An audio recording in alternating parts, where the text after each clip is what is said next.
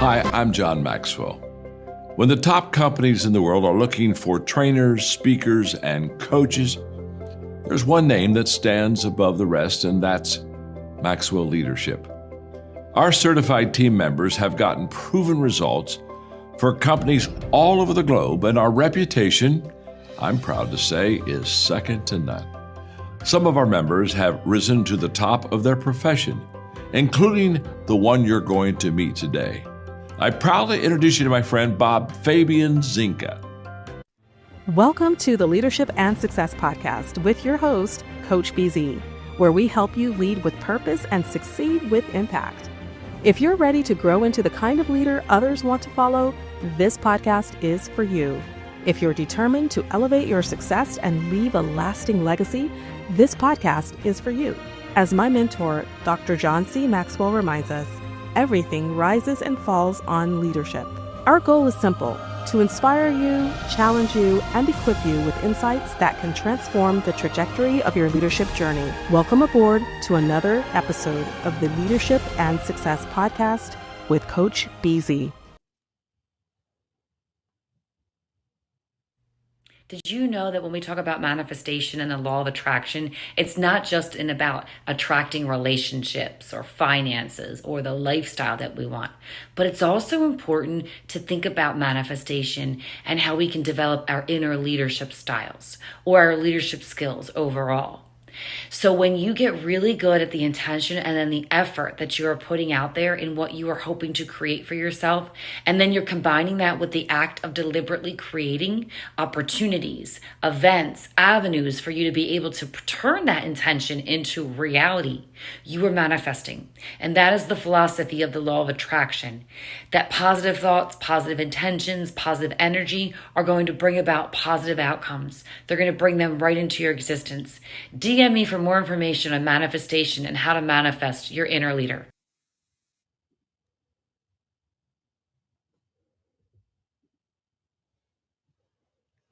All right, everyone, welcome to another episode of the Leadership and Success Podcast. We have a very special guest for you today. And as is our custom, we are going to start with what we call a moment of gratitude. Every day, we want to take just a moment to be grateful. And this is especially because in the military, it's about 21, 22 service members and veterans who commit suicides every single day. And we believe that it's impossible to be suicidal and to also be grateful at the very, very same time. So, if you would maybe close your eyes right now and put yourself in your happy place, and maybe take a deep breath and slow down your nervous system, and think about one thing you are grateful for right now. And today, I am really grateful that I am still alive. I live in the moment, right? As long as I am alive, as long as I have breath, there is hope for me. And as you guys know, this week it was very difficult for me to be grateful about anything based on what our commander in chief said about pretty much genociding an entire civilization, which I am in the military, and that would be absolutely a war crime and illegal orders. I would have never imagined that my own commander in chief would be capable of even thinking in those terms. No? But anyway, I think I've been able to process it now. So I want to look at the world in a positive way. So I am grateful. America hasn't been responsible to genocide any civilization and kill innocent people. Really, really grateful for that. And by the way, today is Easter for the Eastern Orthodox Church. Their calendar is about 1 week set aside. Compares to ours. So happy Easter to them. And really, to me, the beauty of Easter and the prayer for Easter, no, goodwill toward men and peace on earth. That is really what I am really longing for. We need peace. And part of the reason why I joined the military is because we have such a powerful military. I was under the impression we would never have a reason to actually fight, right?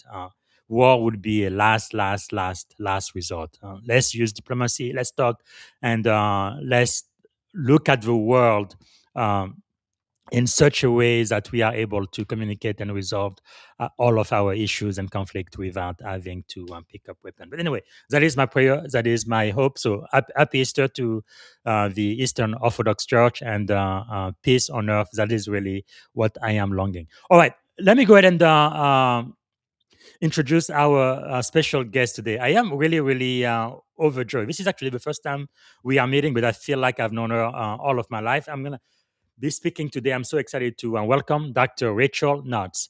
And she's a transformational leadership coach, educator, certified member of the John Maxwell Team. Dr. Knotts is a purpose driven leader who helps individual and organization grow intentionally. She leads authentically and create lasting impact. With a powerful blend of academic excellence, real world leadership application, she equips leaders with a mindset, tools, and discipline required to elevate their influence. Her message is quite simple but powerful. You don't rise to leadership by accident, you grow into leadership intentionally. So, what you're going to be learning today is why intentional growth is the foundation of great leadership. Just by her saying that, I can hear the voice of our common mentor, Papa John. It is really exciting to me, and I am always quite impressed because I've talked to Maxwell leadership certified coaches from Brazil, from France, from Sweden, from Australia, of course from the US, and we've never met, but as soon as I talk to them, it's as if we are family, as if I've known them my entire life. We really truly have the same DNA. So that's why I am so very excited and pumped up today. So please help me welcome to the Leadership and Success Podcast, the one and only Dr. Rachael Knotts. Oh, good afternoon, Dr. Knotts. How are you today? Oh, wonderful, Bob. Thank you so much. I'm excited to be here today. Absolutely. Maybe to get started, is there something you are grateful for today?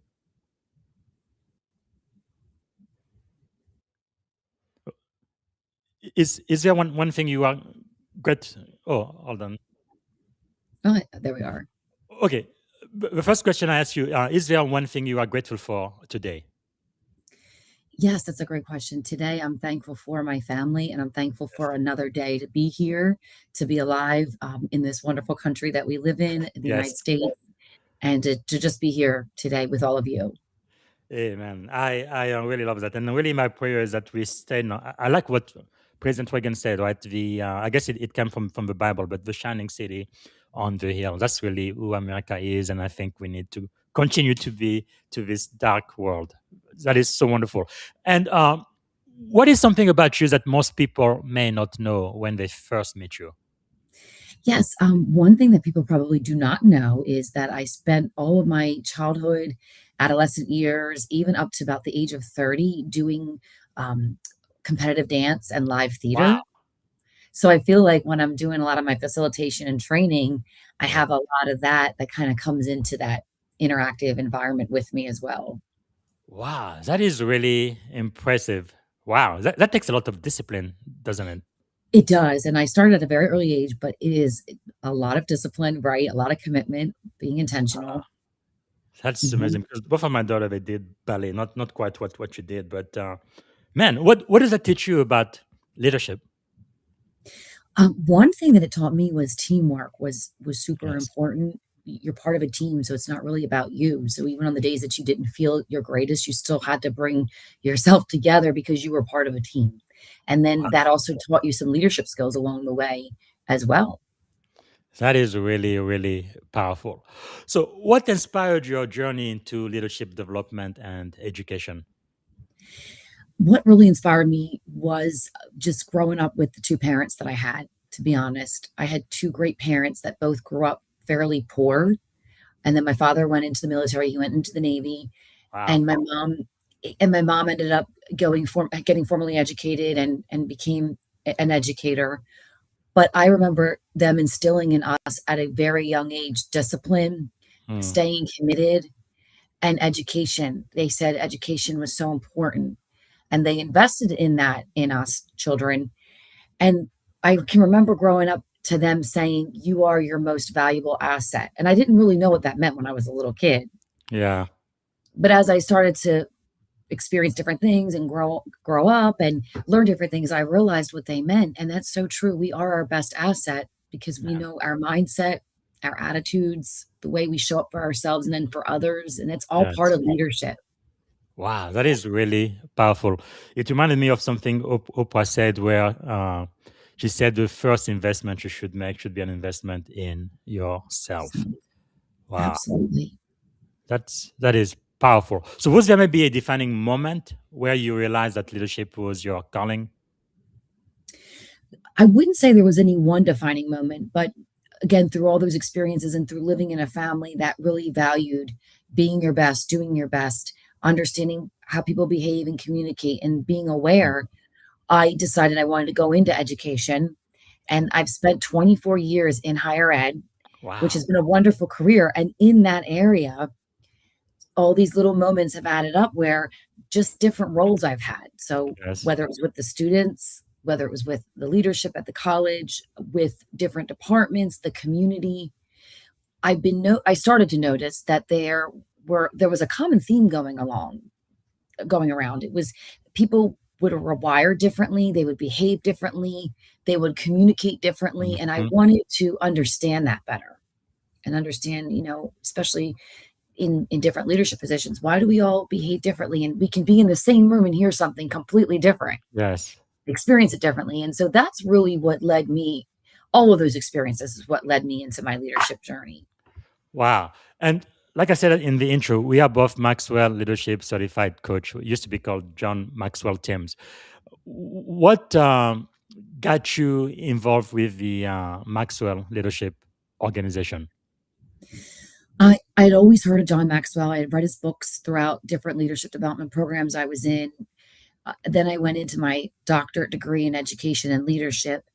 I was finishing that around the time we had already Mhm. been in COVID, but we were slowly coming out. And I was coaching women on the side of my full-time job in education.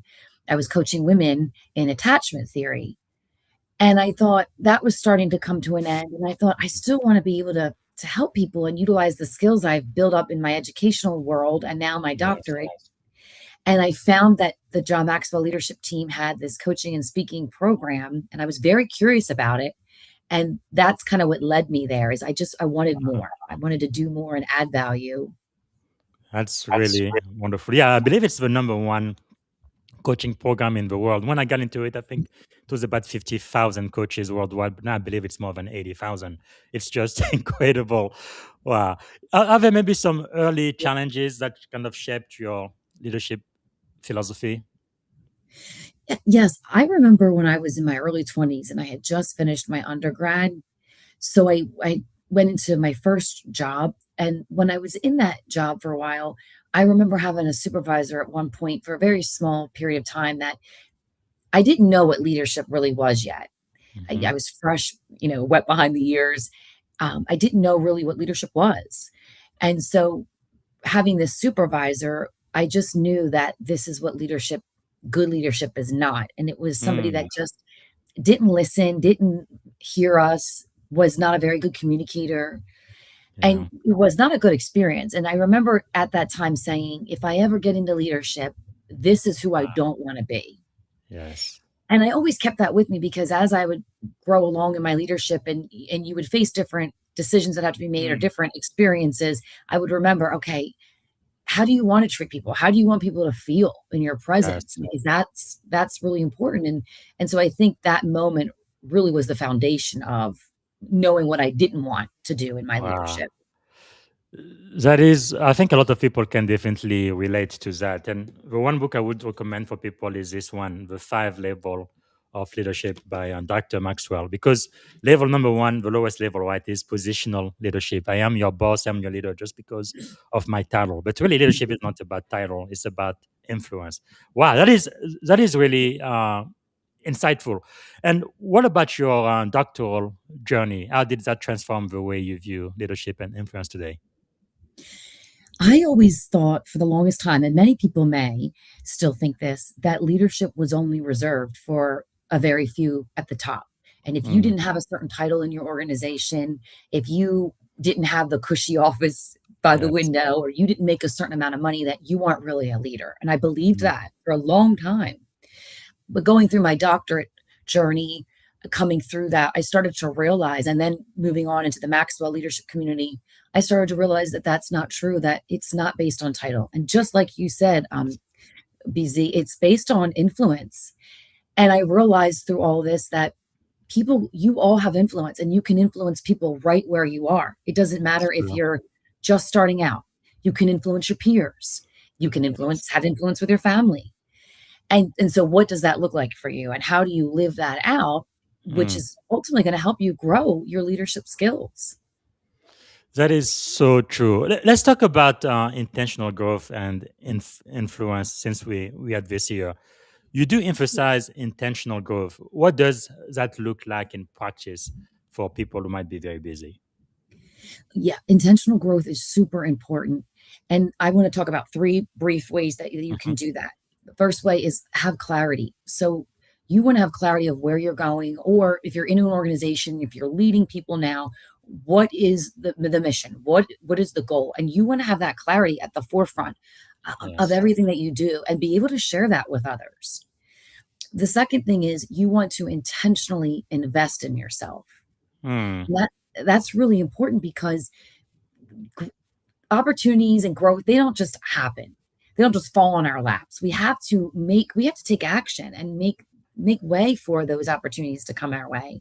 And Yes. so by intentionally investing in yourself, maybe you get a coach, maybe you invest in professional development, maybe you start reading in a certain Hmm. area more and more, but you're taking the time to say, I'm investing in myself and being Yes. intentional about it. And then the third way is to stay consistent. Hmm. Consistency wins. I mean, people sometimes think, well, I might not be as smart as this person, or I don't speak as well as this person. But it's about consistency. And if you stay consistent with whatever you're doing, you're going to see things happen. You're taking action, and you're going to make Wow. progress. Wow, that is really, really insightful. And what do you think separates leaders who grow consistently from those who kind of plateau? I believe that consistent leaders are always they're curious. They're always asking questions. They want to get back to their why, or to the organization's why and purpose, but they're not afraid to say, I don't know. I don't have the answer. Whereas maybe one that plateaus is maybe they think, well, I don't have the answers. I don't know. Or if I don't have the answers, then I'm not a leader. And Hmm. I tell emerging leaders all the time, stay curious, ask questions. That's a good leader because you're not expected to have all the answers. I mean, Yes. nobody is. And that's not why they put you into that leadership position or why you've been called into that. Hmm. And so I also live by the philosophy that if I don't know something, 100% know it, even if I'm like almost like 98% sure, but I'm just a little bit unsure or I have a little bit of doubt, I tell people, I don't know. I'm not quite sure. Let me get back to you with that. Because Hmm. I want to pride myself in my leadership on when I speak something, then it's truth. And then I know that it's truth. And there's no doubt behind Yes. it. Well, so you're talking about leading with humility. Some of the aspiring leaders they may say, "Well, I'm already dealing with imposter syndrome. I don't want to appear weak, and I don't really want people to know how vulnerable I might be." So, why would you still encourage them to actually admit that, yes, I don't know this, but I can find out, which is obviously the right thing to do, but some people may not have the courage to do so. Do you mean like as the leader? Hmm. How do you do that? Yes. Uh, so, and I don't know, as a female, I also feel that I step into my feminine when I'm in situations like that. And Yeah. I want to encourage and support the person or the decision that has to be made. Yes. And I will just say, I want to be able to answer you. I know this is important. And because of that, I'm going to find the information out and I'm going to get back to you by Mm, tomorrow, and I make sure I follow up. I mean, that's important. And I don't yes. think when I share with emerging leaders, I tell them I don't think that's a sign of passivity or weakness. It's showing Mhm. that you're a human. You're not, again, expected to know all the answers like this all the time. But that's a Yes. real leader, is you're going to go out and you're going to find those answers so you can bring back the right information. Hmm. Powerful. So, what are maybe a couple of myths about leaderships that you think holding people back? One. big one that I see, and I know it was part of my journey, was I don't have a certain title, so I'm not really a leader. And that's so not true. And I just really want your audience to know that you you have influence every day, because Yes. the way you show up, the way you speak, your mindset, your attitude, people watch you. People are watching. If you have children, they're watching. If you're involved in your community, people watch how you react to things, how you Mm. respond under pressure. And you can really work on being a leader right where you are. I always say the easiest way is with your peers, because they don't have to follow you, but they're following you because they want you, because maybe you have something that they want now. Mm-hmm. And that's a great way to start on your leadership. You might not have that position that you're aspiring to yet, but by the time you get there, you Yes. need to have some influence behind you. You need to have a track record, that you have some leadership skills behind you. So work on it now. And that is such a myth, that because you're not in a certain position or Mm. title right now, that you're not a leader. Okay, what about those who would say, okay, I may have a big title, but I don't have any direct report? Does that still make them a leader, or can they still be one? So they don't have any direct reports under them. Mm-hmm. Yes, because they might be at the level of leadership where they're making decisions around processes and systems Yes. that are going to impact and affect the people beneath them, or the organization they're within. Mm. So it's not just about, I always believed that leadership is about developing our people, but it's also, if you're at a really high level where you're impacting systems and processes, I Yes. mean, that's a level of leadership, and it's critical. Wow. So, how would you define leadership then? What is one of your best definition of leadership? Well, I love our John Maxwell's definition that Mm. leadership is influence, nothing more, nothing less. And Yes. I also define leadership as serving others. Mm. I mean, it's not about us. It can't be about us. We have the skills that the Lord has given us to use, but Yes. it's really about how are we using them to help others, to help the people that we serve, the organizations, the clients, the community. Wow. That is, I think that really makes a big difference in my opinion between great leaders and those who maybe they may call themselves leaders, but to me they are like bosses, right? To me, like a boss is, it's all about me. I am in charge, and they're gonna remind you over and over again. I am up here, you are way down here. I say jump, you say how high. But you see that a lot at least I used to see that a lot in the military 20 years ago when I jumped. Some people like, I'm the alpha male, I am the big dog, and everybody does exactly what I say. But that's not really leading, or maybe it's gonna work temporarily, but long term, I don't think people are going to follow somebody like that. Whereas a leader is a role model, and like you say, the key word is serving. You serve the people who work under you. It's not about them serving you, but it's you actually serving them. That's a completely different way of looking at it, isn't it?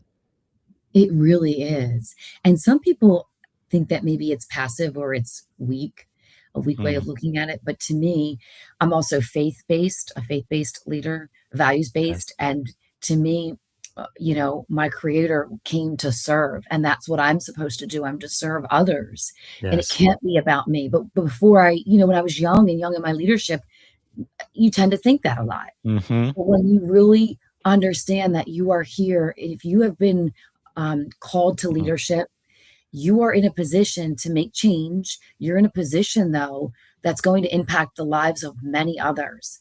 And you want Wow. to come with a way that you are going to serve and make life better for others, and enable them to be able to step into their self-actualization and be able to step into Wow. their best self. Mm. Insightful. So, do you believe that anybody can develop into a leader? Some people listening to us now may say, I really don't see myself as a leader at all. Can I become one? I absolutely believe if you have the desire to, and you have the will and the intention, right? We talk about intention, Hmm. then you can. And there's ways that you can do that. And we'll probably talk about that. But there are Yes. ways that you can develop your leadership skills. Absolutely. I mean, some of us are born with more innate characteristics than others, but Hmm. that doesn't mean that one's better than the other. And that doesn't mean Yes. that somebody else that doesn't have that can't still develop the skills to serve and to lead others. So true. I know in the Navy we say, no, everybody's born, right? People say, are leaders born, or no, are they developed? But the truth is, at least in my experience, at every level in the Navy, from enlisted to officers, leadership is definitely a current that is running throughout the service, and everybody is pretty much being I don't want to say push, but at least conditioned to To lead, right? Because I think that's one big difference between our military and many other militaries out there. In many of the militaries out there, if you get rid of all of the general, all of the admiral, all of the leaders, the officers, then nobody knows what to do. It's complete chaos. But in the US, if you get rid of all of the flag officer or all of the commanders like myself, it doesn't matter. Our people will know exactly what to do, where to go. They're always going to fall back to their training, and they're going to step up to lead. And I think that's really yeah, that's amazing. extraordinary.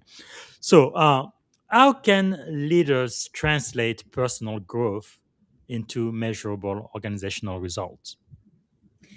That's a really great question. You can gather up all this personal growth, right? Learn all that you can, but what good is it if you cannot translate it Mm, into measurable objectives for your organization, for your team? And yes. so that is the key is to turn that personal growth into outcomes. And so I want to give one kind of easy example or quick Hmm. example here is say you have a leader that's really interested in improving his or her communication skills. Maybe they've received feedback that they don't have a lot of clarity and the team's falling apart. So maybe they end up joining Toastmasters and they've been working on their Hmm. communication skills, and maybe they hired a coach or a speech coach. But that's great, and they're noticing a difference there. But now, how do you translate that into the work into the organization? And maybe it looks like, okay, we're going to have weekly or bi-weekly meetings with the team where Mm, I'm going to share where we've come the last week. I'm going to be transparent with my team. I'm going to have office hours on a Friday, depending on what the yes. industry is, where open door policy, where my team knows they can come in. It's a safe space. If they have concerns or questions, I'm here. Mm, But it's taking the intention and being able to transfer it into action, into execution. wow. That is quite powerful. So it's not enough to just have an intention, but the difference for you to see the impact, the result is to actually take the action, follow through. Yes, absolutely. Wow. Now, let's go back earlier. You talked about value based leadership. What are some of your core values? Yes. And I think that's important too, to know your core values if you are going to lead. Some Hmm. of my core values, one of my biggest core values is integrity. And Yes. I'm always striving to lead with integrity. And then another one is balance between Mm, my work life, my family, everything yes. else that I want to do. I think that's really important too, because that can alleviate burnout. It can Hmm. also make sure that we're not having problems in our relationships, problems within the family. Another one is volunteerism or service. That's a Yes. huge one for me. I would say they are my top three, and faith. Yes. They are my top four. Wow. So once people realize what their core values are, so that's really core to themselves.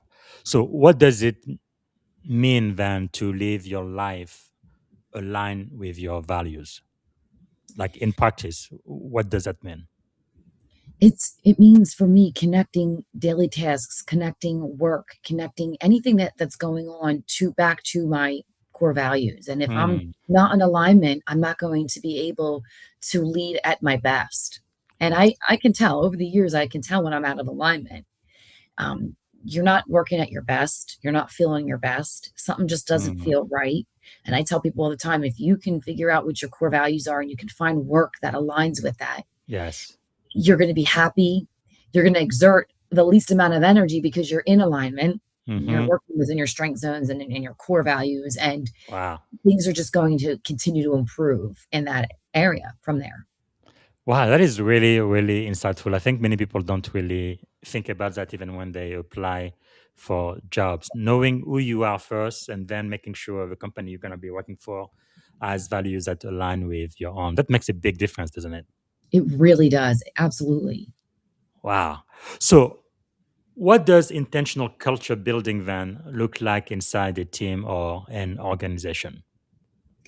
I think that that's a huge one, and it's very important. And it's we don't want to just have a hope or say we want to be inclusive or we want to build this culture that looks at X, Y, and Z Mhm. this way, but it's being intentional that, okay, are we going to make sure what do our values say? What does our mission say? How do we treat people?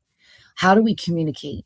And then once we have that figured out, okay, are we really living by that? It's a lot of Mm, having the values again embedded in, but here comes that word again, being intentional to make sure yes. that we're living in Wow. that which we're creating. Very insightful. So we said leadership was influence. How do we maintain influence during time of uncertainty or crisis? For example, COVID-19 was a huge time of uncertainty, pretty much all around the world. And right now we're talking about potential war in Iran, the price of gas shooting up, and all of this uncertainty in the economy. How do you still maintain that influence when times are uncertain? I believe that leaders need to make sure that they are very transparent and very clear Mm, with their folks. When yes. we're leading in times of uncertainty, times of crisis, there are times where we don't, even leaders, they don't know the next move. They don't know the answer. They don't have the answer.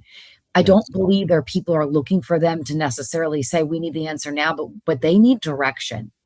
And they need somebody that's going to say, look, whatever the outcome is, we're going to be okay. Here's what we're going to do. We're going to pivot here right now. In the coming weeks, when I have more Mm, information, I'm going to make sure that I clearly translate that to you. yes. But also, which is important, is during this time, creating a psychological safety, so to speak, where people feel like if they're upset, if they're scared, if they're unsure, if they have questions, that they can still come to the leader Hmm. and just be able to have a place where they can go. Wow. I think all of that is super important in especially in times of crisis where because people get scared. They want to know a lot of people don't like change and quick change. And Yes. so they need to make sure there's somebody that is like a guiding light that can just say, okay, come on, follow me together. We are going to figure this out. Mm. Wow, that is really very much aligned with your core value of integrity and service. It's well, you just demonstrated exactly how you do it. I love that because as a leader, if you don't know anything, again, you have to be humble enough to say, yes, I have no idea what the answer is, but we are going to figure that out, right? So that is quite powerful. So, what advice would you give then to some of the leaders who may be listening right now who manage high performing teams but in high stress environment? Like in the military, sometimes the stakes are so high it could be a matter of life or death, especially during times of war, or even here in Silicon Valley in security or IT. What would you advise? A lot of high performing teams do have high stress with them, and there are times of uncertainty. I always go back to that clarity because Mm, when you have clarity of what your why is, it yes. it's going to keep you on that straight course. You may have some bumps along the road. There's going to be some hiccups, but it's making sure that there's clarity, there's consistent, clear communication all the time. Mhm. Sometimes I know it's going to be harder to do that, but making it an effort that we are consistently clear with our folks, even if we don't have Mm, all the answers, that there's that transparent communication going on. yes. And again, just like we mentioned in the other question, that psychological safety that you create in your culture where people are not afraid to come to you or to come to somebody that you may designate on your team when Yes. they need that extra support, they need that direction. Well, that is quite insightful. And it seems to me like for most people, they tend to just react to whatever is happening to them instead of responding. So, in your coaching practice, how do you help leaders kind of move from reactive decision making to intentional leadership? I do a lot around, I use Maxwell Disc, Hmm. that tool, and there are other disc tools, but I'm certified in Maxwell Disc, and I utilize that a lot in my trainings with leadership and their teams. And a lot of that is first understanding behavior, because Mm, when you can understand behavior, it really is like a domino effect. Then you understand why people communicate the way they do. You're understanding why they're acting the way they do, Mm-hmm. which will allow you, instead of becoming reactionary next time, maybe with a particular person, you're going to maybe adjust or pivot your approach with them. So you're not reacting. It's like, okay, I understand this person's behavior. I'm going to now adjust my approach, Mm. prepare for interaction with them so it can be more successful and we can avoid conflict, perhaps, or miscommunication. Yes. So I think a Wow. lot of that is really understanding behavior, because really that we're all wired very differently. And it's not Yes. that this person's mean and this person doesn't like me. And we think that Mm-hmm. sometimes, or this person's difficult. But if we don't understand their behavior and why they're behaving the way they are, you can Yes. see why there's that friction. Wow, that is really good because with this, it's pretty much 4 personality types. So basically, what you're saying is, as a leader, first you need to know yourself, but then also know the personality type of the members of your team, so you can know the strength Yes. and weaknesses and see how you can work together in more alignment, right? Oh, yes, absolutely. And That's really important. wow. So why is self leadership the foundation of all leadership? I think it's quite simple, because I look at it like, if you don't know who you are and you don't know what you stand for and you don't know why you want to lead, how can you expect anybody else to want to follow you? True. Right. So we have to start with ourselves first. And when we can lead ourselves well, and we know our why and we know our values, we're going to be able to expand that now to others, where they're going to want to follow us and get on board. Mm. And we'll be able to lead much more successfully. Wow. Since we're talking about intentional growth, what maybe daily habits or discipline have kind of had the greatest impact on your own personal growth? Um, so I'm a person of faith, and every morning I will wake up and I have my coffee and I say my prayers. And from there, I then go into a little bit of meditation and some positive affirmation work. And I will do this every single day, whether I have an Mm. hour of time before I head into work, or if I'm running behind and I only have 15 minutes. I start every single day like that. And what I'm doing is I'm setting the intention for my day. Wow. And I've noticed for me, if I miss it, because I really don't, but if for some reason I missed it, the whole day seems scattered. I just seem frazzled. I'm not centered. Hmm. And that's a really good form of discipline, because it's actually something I look forward to every single morning, but it really sets the Yes. tone for the entire day. Wow. That is powerful. And are there maybe any belief that you've had to unlearn in order to become the leader you are today? Yes, one of them was imposter syndrome. But I know that a lot of high achievers, a lot of leaders go through that at some point. And Yes. I went through that. And I think it was because when I really sat down and I thought about it, I think a lot of it was because I was hanging my hat on the fact that my identity was wrapped up in what I do. Hmm. What's my title? What's my profession? What do I do? But Yeah. that's not who I am. That's a part of who I am. Hmm. And I think that if we can get rid of the belief that I'm no good unless I have the approval of these people, or I'm no good unless I step into this particular role. But Mm. that's just a part of who you are. That's not your whole Yes. identity. And so we weren't really made to do, you know, it's a part of who we are. And so I think that that was something that I did. I worked really hard to Mm. shed, to be able to continue to grow. Wow. It looks like part of what you're saying is you really need to, I guess, feel good in your own skin, care for yourself, and love yourself just the way you are, without having to, have somebody else, right? I don't know. Uh, Approval. yeah, Mhm. approval from other. How do you develop that? Because I feel like many people just don't like who they are. They always try to put a mask and pretend to be something they're not, so they can blend in at work or the office or whatever they are doing. How do you get to develop that confidence in yourself? Well, one way would be, find something that you enjoy. Is there anything outside of your work that you really enjoy Mm. doing? Is it gardening? Is it some type of a hobby or a sport? Yes. And really getting involved in that, because that's also part of you. It's not just our work. And here, I know here in the United States, we really emphasize go to school, get your degree, go to trade school, get your Hmm. certification, and you work. And that's great, but I think that's been a problem for a lot of people, because if they don't get to where they think they were supposed to, or where so and so expected them to be, Yes. that then it comes crashing down on them. So find other things Mm. or other people that you enjoy being around. Wow. So the last question I'm going to ask for this segment is, what about emotional intelligence? What role does that play in effective leadership? Emotional intelligence is super critical. It's equally as important, if not more, than IQ in leadership, Hmm. especially in driven, purpose driven leadership. Yes. And and again, as a woman in leadership, I look at that as, again, not passive, not soft, but being able to say, I understand what you're going through, or being supportive, being encouraging, but not lowering your standards. And that's important, Wow. that people think, well, you can't be that way because you won't get the work from the people, or you won't get things done, but you're not lowering your standards, but you can be Yes. nice and be a leader.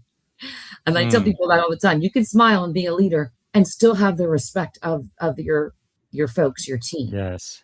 But EQ is, and there's studies on it, it is equally, if not more important nowadays than just getting the tasks done. It's Wow. also taking care of people.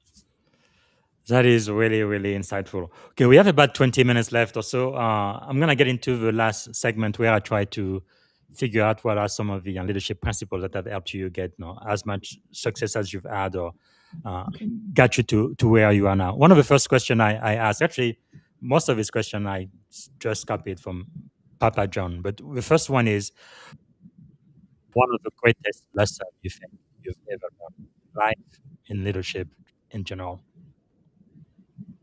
I'm sorry, you kind of went out. What is the what? Greatest lesson you have ever learned? I learned a lot of great lessons along the way. Um, What's one of them? and a lot of them revolve around people, but another great lesson in leadership is, don't wait. Mm, Be intentional. And I've said it a couple times, but don't wait, because you could sit here, and I was one of these people. I call myself a personal growth junkie, because I would read everything, take everything in, sign up for the mm, next shiny class. Oh, here's a podcast. I'm going to do this. Here's a yes. course. But then I wasn't doing anything. And I would say, I take action, I do things, but I was getting all this information and I wasn't doing anything with it. And I Mm, kept thinking, well, when the time comes and something comes my way, an opportunity comes, I have all this yes. knowledge. But it wasn't until I joined Maxwell Leadership that our executive VP, Chris Robinson, he really promotes taking action, being intentional. Yeah. And he'll say, learn a little. There he is, do a little. And Yeah. then he says, do a little more. And it's so true, because you have to Yes. evaluate, you have to test. Like, you take action, but that shouldn't be it. You should test that and see, Mm, what results did I get? Did it work? Do I need to try something else yes. next time? And then Wow. you take another action and you test that, right? Because sometimes it's not going to be what we thought. It doesn't work. Hmm. And that's okay. It's a failure sometimes, but that's okay. We learn from it and then we move on and we figure out Wow. how to fix it or where to go next. So, Yeah. really, it's, don't wait, just take action, any action, even if you're afraid. It's better. Action taken and failed is better than not taking any action at all and standing on the Mm, sidelines and missing your opportunity. yes. Wow. You remember of the president's speech about the man in the arena? Yeah. It's, wow, powerful. So, what do you believe is the secret to your success? No, like we said in the intro, you've spent more than 20 years in education. You got your EDD, and now you are coaching. And why do you think you've been so successful in things that you have done? First and foremost, I do give it all to the Lord, because He is my creator, and I believe that Yes. all things that I have, they're just on loan. I'm using the gifts He's Yes. given me to be able to then give back in His glory. Hmm. Secondly, it is the discipline. I grew up, like I said, a military father, an educated mom, formerly educated Yes. in education. She worked. They just instilled Mm, education, discipline. They have been truly my greatest, the secret sauce to my success, really. And yeah. even when times got tough, but it was, staying the course, staying disciplined, doing all the things you need to do, and then Mm, just staying in my faith. wow. That is really powerful. So, if you could give one piece of advice to aspiring leaders, people just starting their professional career right now, what would it be?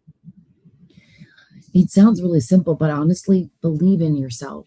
If Mm, you have a pulling on your heart, a tug like on your heartstrings, and you know that you want to do something different and you want to do something and be better, you have to believe in yourself because no one's going to believe in you if yes. you don't first believe in yourself.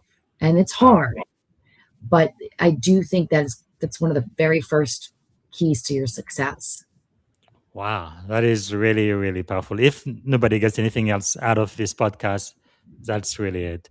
Yeah, because I have seen so many people, men or women, yeah, they just don't really believe that it is possible. But if you don't believe so nobody else will, right? And Right. wow, And it was kind of like in that very beginning intro video that you shared that I yeah, did, and I talked about manifesting, and hmm, it is very true.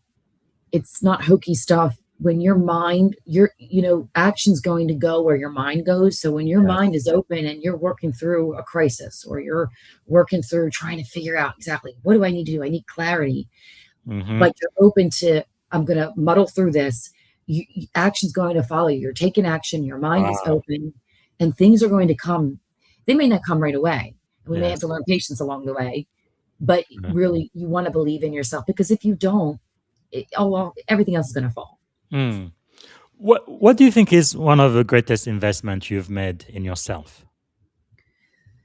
Um, well, one of the greatest investments I've made in myself is my personal growth and development. And I've done a lot of that over the years. Yes. Um, I was in a leadership development program where I work at my institution of higher ed and always investing in myself, bettering myself, learning, reading. And then the Mm. John Maxwell leadership team was a wonderful investment. It Yes. truly, it saved my life personally and professionally, I have to say, because not only did I invest in the resources and the leadership principles, but the Mm. people, and you know this, BZ, Yeah. the people that you are around Yeah. become And your the friends, your mentorship dearest too. friend, Hmm. and the mentors and everybody. I was so Yes. amazed to see everybody just wants the next person to succeed. I Yes. just couldn't Yes. believe the environment, and they're not happy until they see you succeed. And then you feel Yes. like somebody believed in me. So I just had somebody call me last night from another state late, and she needed some insight. And she said, "You don't have Mhm. to do it now." I said, "No, because last week somebody was Yes. helping me. So now it's my turn Yes. to pay it forward and help Wow. you." It's really something. We found our tribe. It's really amazing to be with Yes. people who have the same mindset and really want to help one another. There's nothing like it. Wow. Yes. So I know Papa John also says that no leaders are learners. What are you learning these days? Yeah, I'm learning to trust myself more, to trust the processes that I'm working through, to trust my journey, to trust, this Mm, is a big one for me, to trust my decision making. yes. You know, I help others. I want them to believe in themselves and trust themselves, and then I need to do the same for me. And so that's what I'm leaning into right now in this season of my Yes. life. Wow. Powerful. And what about failure? Because we do talk a lot about success, and most people that's really what they focus on. But how has failure shaped your life? I'm going to be honest, and failure has been one of the biggest contributors to shaping my life. And I'll be honest, I'm Mm, a human. It hasn't, it's never nice when you're going through it, ever. But you learn so much about yourself when you come through a challenging time. And I've heard yes. somebody say, you're either getting ready to go into something, you're in it, or you're coming out of it. Mm-hmm. So it's inevitable. But with failure, like I mentioned earlier, that's your ability to be able to test whatever it is that you're doing. Like, was this Mm-hmm. just a grandiose idea I had? Well, no, let's test it. Let's evaluate it. Let's see what happened. Yes. Can it work? Can we do it a different way? But Mm, through it all, and John Maxwell has some great books on this.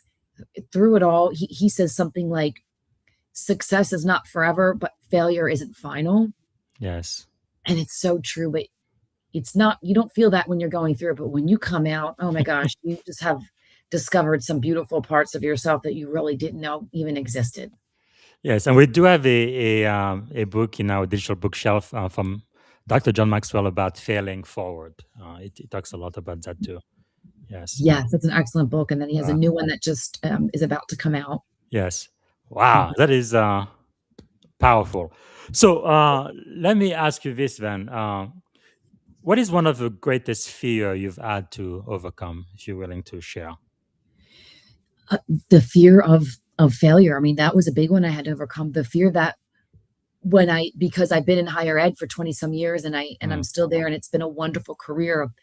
But in addition to that, I've stepped out and created my LLC of leadership training, facilitating, speaking, and coaching. mm-hmm. What if it doesn't work? What if people think I'm Mm, a fool? What if I invested all this money and it crashes? What if I have a bad day on stage? So it was fear behind all of those questions that I had. yes. And then I started saying, well, you've invested more in yourself than probably like 90% of the people around you. And Mm, so, it's going to work out. You're going to make sure it works out. And yes. everybody has a bad day on stage. We all do, but we're learning. And again, we're testing it. And it doesn't matter what other people think. If this is what your dream is, sometimes it Mm, means you have to take a risk. You have to jump out. But if you have the right support, the right accountability, the right people around you, you won't be yes. doing it alone.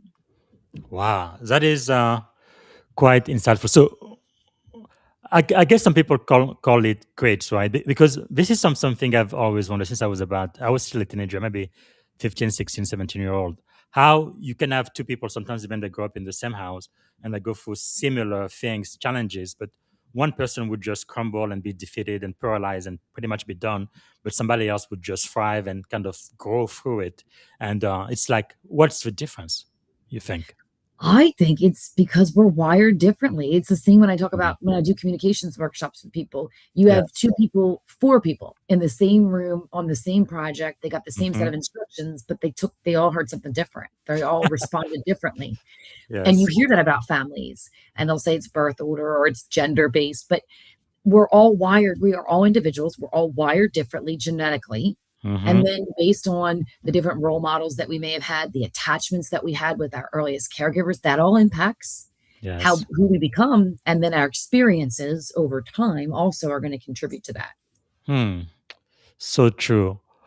So, if you could have dinner with three people, they could be alive, dead, or even fictitious characters, who would you choose and why? Well, the first one would be Jesus, because he is my savior, and Yeah. everything I have and everything that I am, I give it back to him. And it is because of him. I Amen. would love to sit down with him. The second person I would say would be my mentor, John Maxwell. I Hmm. absolutely love him, and I've had the honor of being in the room with him several times. But to really sit one on one with him would be a Yes. dream. And then the third one I would say is Craig Groeschel, and he's a Hmm. pastor and a leadership. Life Um, church. Yeah. yes, and I love the message that he gives. I love the story about his family, his wife, and him, and the way they raise their Yes. family, the way they minister.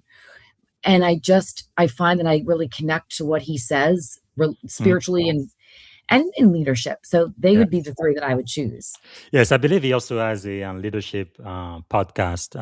It's excellent. Sam with what's his name from Atlanta, Charles Stanley's son, Andy, and Andy Stanley has a leadership podcast. Yes, So yes. I love listening to them. Wow, powerful. And then of course my own pastor of I don't live in Alabama anymore, but Chris Arges. That's I was at his church when I first met Papa John back in 2007. He has a leadership podcast also. Uh, Oh, wonderful.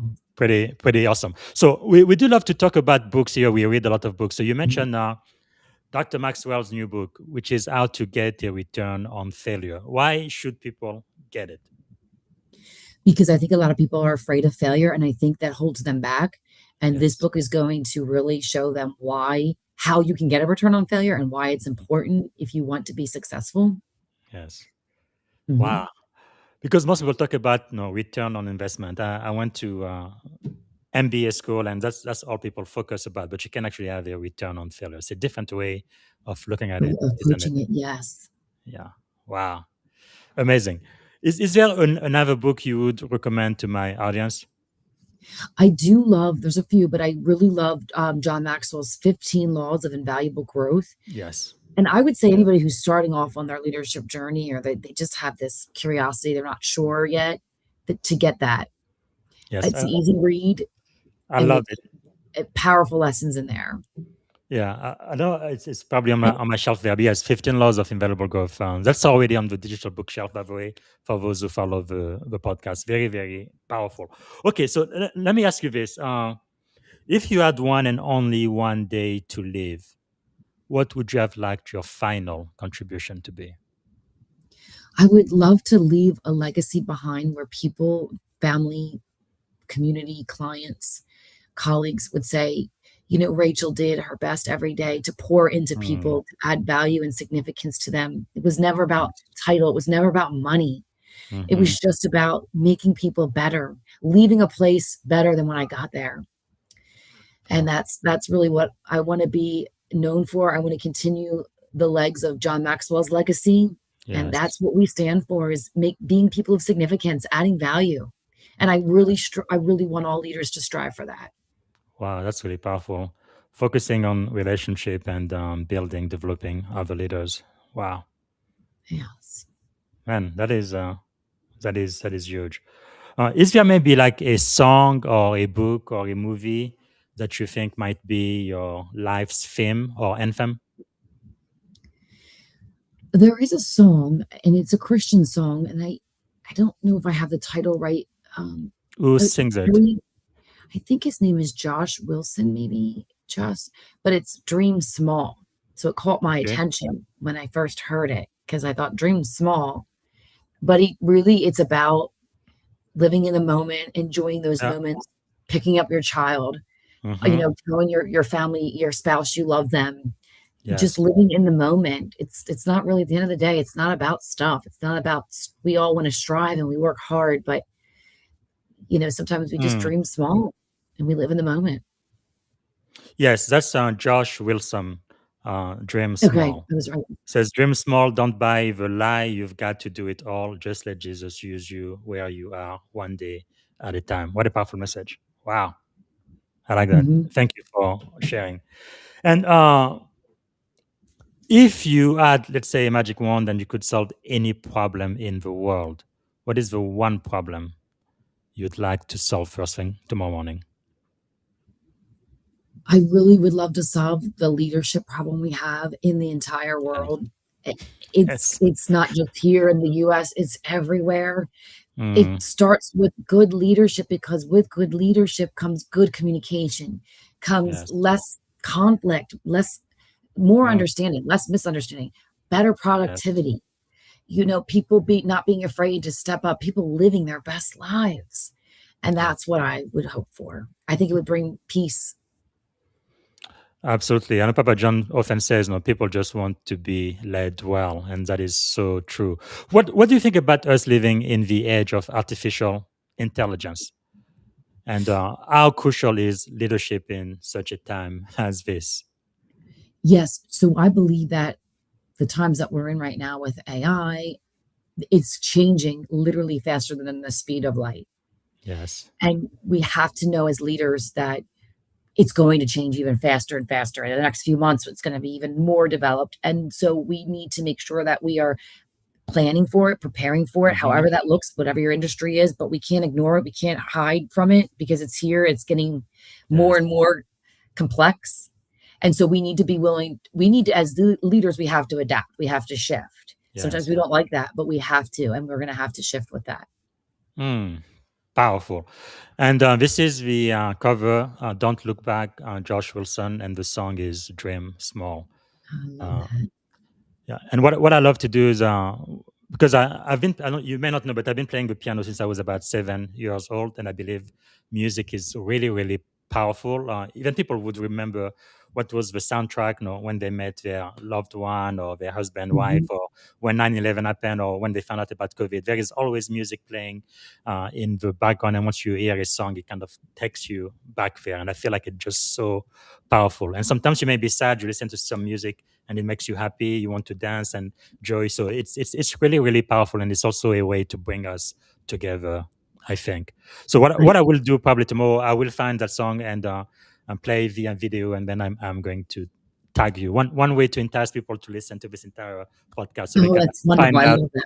why you like that song and why they may too. So we are almost out of time. If you had the ear of every aspirational leaders right now across America, and they want to grow intentionally, they want to develop into a better leader in 60 seconds or less, what would you tell them to do first thing tomorrow? First thing tomorrow is take out a notebook and start writing down, why do you want to grow into your leadership? Mm, What's your why at the top? And then yes. maybe 3 steps. How are you going to start working on that? Are you going to hire a coach? Mm, Are you going to invest in certain programming or training? Are you going to read? yes. But I think it starts with understanding your why. You have to start somewhere and get clarity there. Powerful, powerful, powerful. All right. So we are running out of time very quickly. And now we want to know, Dr. Rachael Knotts, thank you so much for your time and pouring into us today. How can Yes, we thank add you. value back to you? Well, as you can see, there is my LinkedIn page. If anybody is on here or viewing this later, please feel free to connect with me on there. I'm active on there. I would love to see what you're doing, answer any questions you might have. So that would be really, really wonderful. What if somebody wanted to hire you as a coach? How do they go about doing that? They could send me a message on there. I do believe I have my website on there somewhere when you search on my Mhm. LinkedIn, or you could just simply send me a message, and I do have a scheduling link. We could talk for about 10, 15 minutes, just see what it is that you're looking for, see if it would be a good fit for your team. I do like to work with teams, and I do work with individuals as well. But if you have a team and you just need some direction, I would be more than happy to talk with you and see how we could work together. Okay. Another question is when are you going to publish your next best selling book? My first one, well, a couple people have asked me, so I think I need to start working on that. Please, please do, please do. And like I said, Magano, whenever you do, I want you back here. We're gonna be talking about it About because the book. I really love books. I think that's why Dr. Maxwell has such a rich legacy. All of the books he's written, because even long after he's gone, you can go back to this book. You can Yes. read it over and over again and still get inspired and still be mentored by one of, I think, of the best coaches that's ever lived. I'm just Oh, biased. I absolutely agree with that It 100%. is just so powerful. Like no, one of my mentor, I think his picture should be here somewhere. Or I thought it was okay. Yeah, up there, Colin Powell. He's no longer with us, but he's written But 2 his books, and I books, always go back there, and it's as if he was still alive you right by still my have his side. words. Yes. Exactly, and that is so powerful. Okay, we are pretty much at the end of the show. Before uh, let you go, is there a question I should have asked you that I didn't get to ask you, Dr. Nuts? Anything else you wanted to? No, I think you hit everything wonderfully, Yes. and there's nothing else I would have added. All right. Before we end, then the most important question I'm going to ask you is: if you could go back and give a piece of advice to your 17-year-old self, right, standing at the edge of this incredible career you've had in education, earning and EDD, and everything you are doing with coaching and leadership today, what would you say to 17-year-old Rachel? Hmm.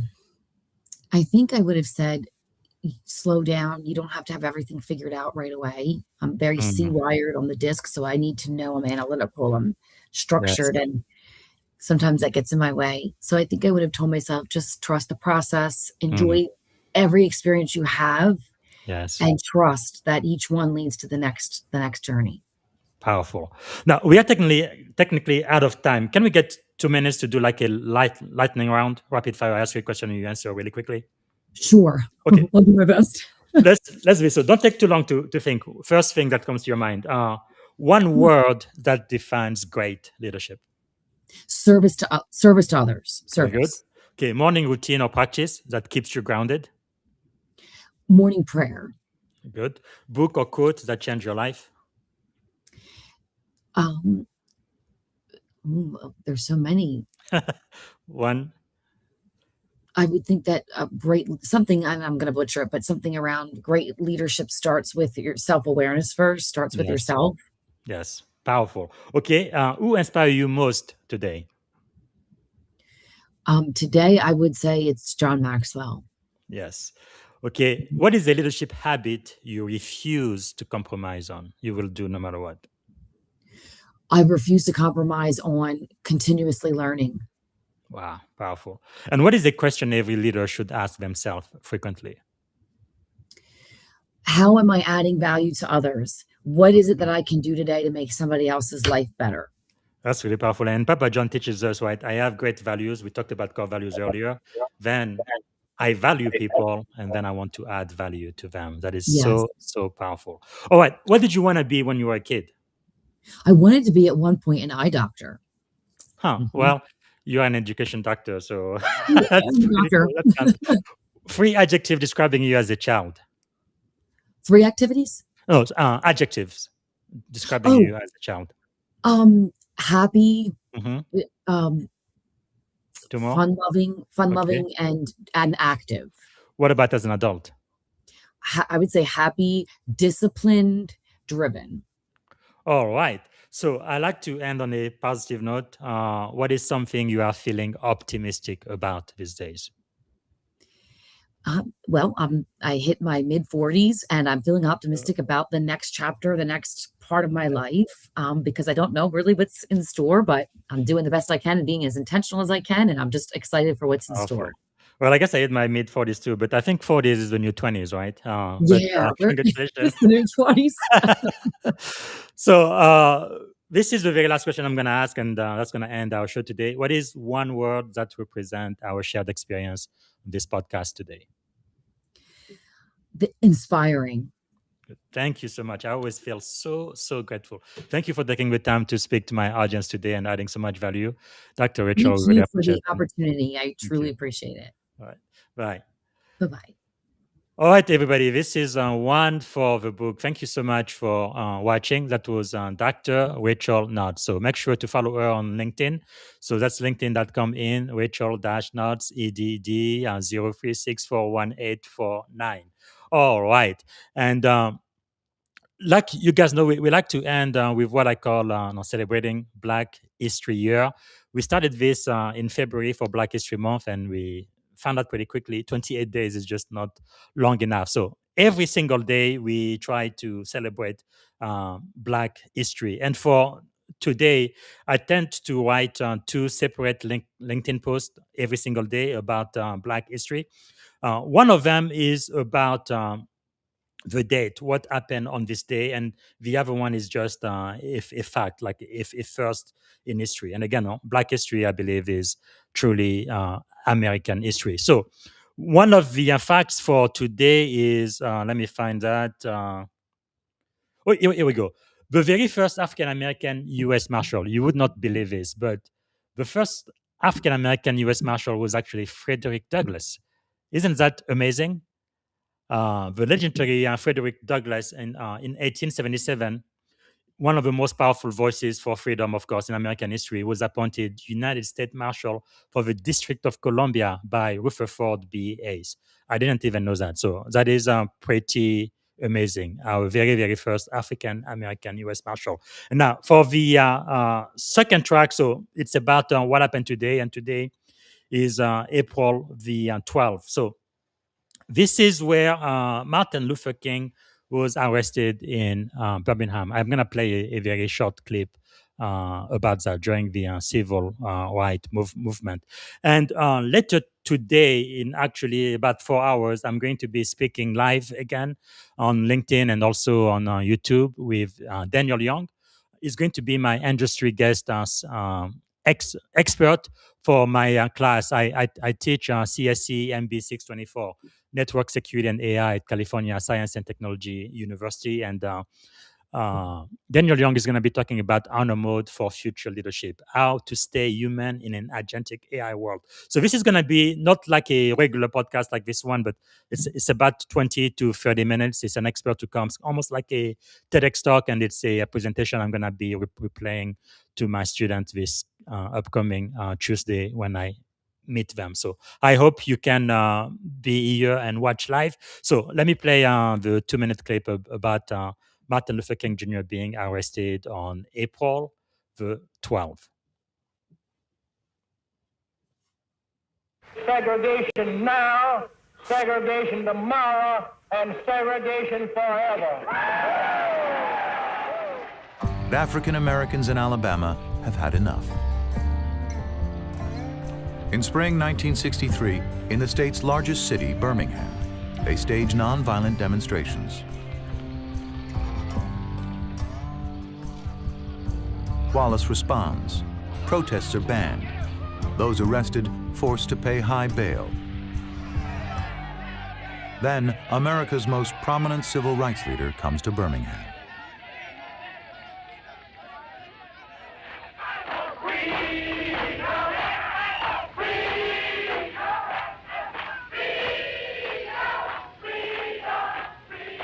April 12th, Good Friday.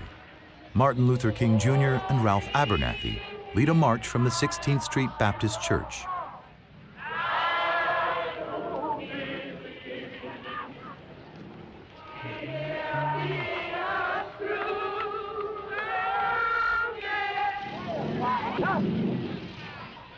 They are arrested.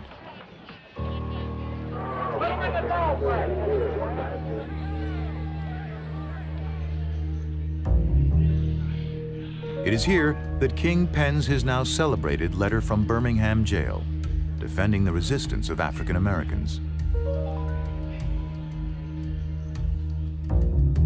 In solitary confinement, he writes, "Injustice anywhere is a threat to justice everywhere." The letter becomes a touchstone for the civil rights movement.